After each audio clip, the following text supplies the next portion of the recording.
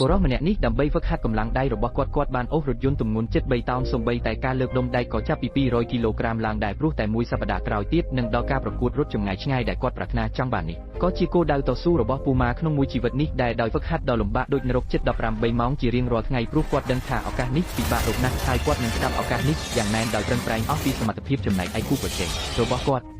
គឺជាម្ចាស់ជើងឯកការពីតំណែងការពីរដូវកាលមុនហើយក៏មានថ្មិញដែកដែលតែងតែប្រើថ្នាំហាមឃាត់ផងដែរអ្នកដែលប្រកួតជាមួយគាត់ម្នាក់សុទ្ធតែត្រូវបាក់កដៃមិនយូរប៉ុន្មានក៏ដល់ថ្ងៃប្រកួតពូម៉ាក៏ត្រូវតែឈ្នះការប្រកួតនេះដែរចំណែកឯថ្មិញដែកក៏ចង់ឈ្នះដែរហើយក៏បានចាក់ថ្នាំហាមឃាត់លើសកម្រិតមុនការប្រកួតព្រមទាំងមានកីឡាករមកពីជុំវិញពិភពលោកផងដែរមុនការប្រកួតលោកម៉ាបានទទួលបទសម្ភាសន៍ពីប្រព័ន្ធផ្សព្វផ្សាយអ្នកកាសែតបានសួរថាតើគាត់មានអ្វីចង់និយាយទៅកាន់គ្រួសារទេនេះបានប៉ះចំចំណុចឈឺចាប់របស់គាត់ព្រោះប្អូនស្រីតែមួយគត់របស់គាត់ក៏បានឆ្លោះគ្នាពី3ថ្ងៃមុនដែរដោយគ្មានពាក្យនិយាយលោកម៉ាបានងាកខ្លួនដើរចេញទៅការប្រកួតក៏បានចាប់ផ្ដើមជាផ្លូវការការប្រកួតនេះមានប្រព័ន្ធ16ក្រុមខ្លាំងលោកម៉ាក៏បានប្រយុទ្ធជាប់គ្នាឈ្នះនៅក្នុងចំណោម16ក្រុមខ្លាំងនេះចំណែកលោកក្មេងដែកនៅទីនេះបន្ទាប់ពីឈ្នះគូប្រកួតហើយនៅតែបន្តចំអកលើប៉ុន្តែលោកម៉ាបានចាញ់គូប្រកួតនៅវគ្គ8ក្រុមខ្លាំងនេះធ្វើឲ្យគាត់ពិបាកទទួលយកណាស់ពេលនោះអាញាកណ្ដាលបែកជីនិយាយថាគូប្រកួតបានល្មើស4ទៅវិញលោកម៉ាបានឃើញ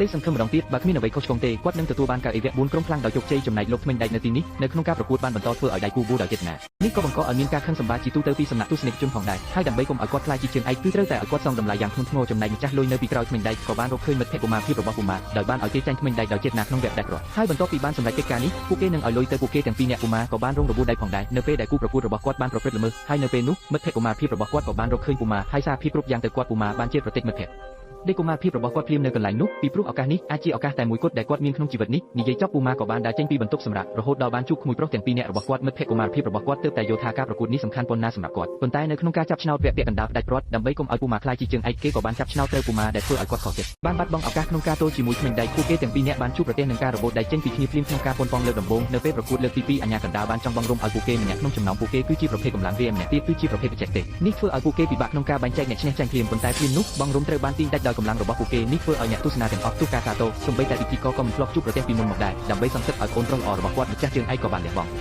ទាំងអស់បន្ទាប់មកពួកគេទាំងពីរបានចាប់ផ្ដើមការប្រកួតម្ដងទៀតលើកនេះពូម៉ាបានផ្លាស់ប្ដូរចំណុចនៃការចេញកម្លាំងហើយក៏បានរៀនបច្ចេកទេសរបស់គូប្រកួតផងដែរដោយយកចិត្តទុកដាក់បត់បដៃចូលក្នុងនោះនឹងងាយស្រួលចេញកម្លាំងជាងនៅចំពោះមុខកម្លាំងដាច់ខាតគាត់បានទម្លុះចូលទៅវគ្គដាច់ព្រាត់ដោយជោគជ័យម្ចាស់ជើងឯកបានប្រគល់ឱកាសនេះទៅឲ្យពូម៉ាបន្ទាប់ពីសម្រាប់10នាទីនឹងចាប់ផ្ដើមម្ដងទៀត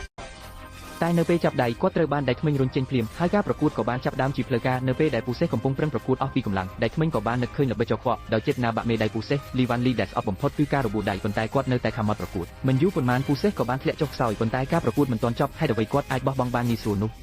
ក្នុងគ្រាដ៏វិបត្តិនេះគាត់បានឃើញប្អូនស្រីរបស់គាត់លើកទឹកចិត្តគាត់នៅខាងក្រោមឆាកហើយក៏នឹកឃើញដល់ការហ្វឹកហាត់ពីមុនដែលគាត់ខិតខំតាំងពីព្រលឹមដល់យកការសន្យាដែលបានធ្វើជាមួយក្មួយស្រីនិងអ្នកទាំងអស់ដែលបានលះបង់នៅពីក្រោយគាត់ពេលនេះគាត់ដូចជាខ្លាដែលបានភ្ញាក់ដឹងខ្លួនក៏បានប្រែក្រឡប់ស្ថានភាពអាក្រក់មកវិញបន្តិចម្ដងស្របពេលដែលសរសៃឈាមនៅលើដៃរបស់គាត់រីកធំឡើងភ្លាមកម្លាំងដុំហេម៉ាចុងក្រោយរបស់ពូសេះក៏បានលេចចេញមកភ្លាម